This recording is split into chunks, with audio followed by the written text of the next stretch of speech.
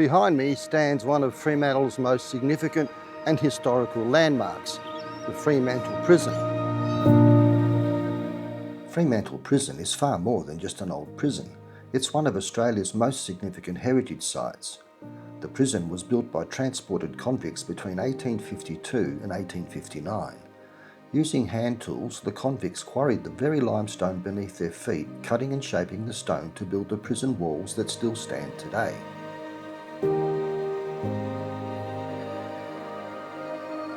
When it opened in 1859, Fremantle Prison became the colony's main place of incarceration.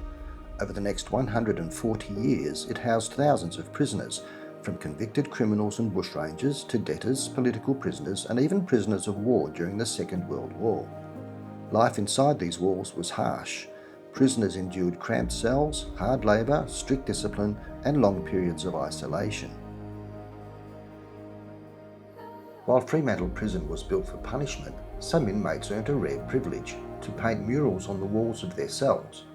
These artworks reflected personal memories, hopes, and talents, transforming bleak prison walls into remarkable expressions of creativity that can still be seen by visitors today.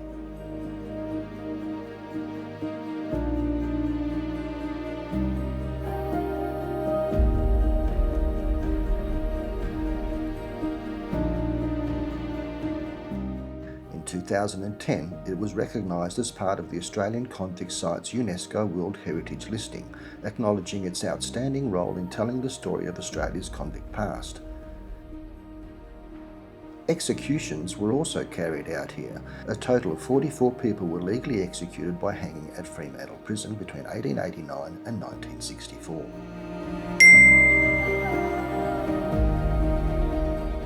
Walking through its towering gates today offers a powerful glimpse into nearly a century and a half of punishment, perseverance, and the people who helped shape the history of Western Australia.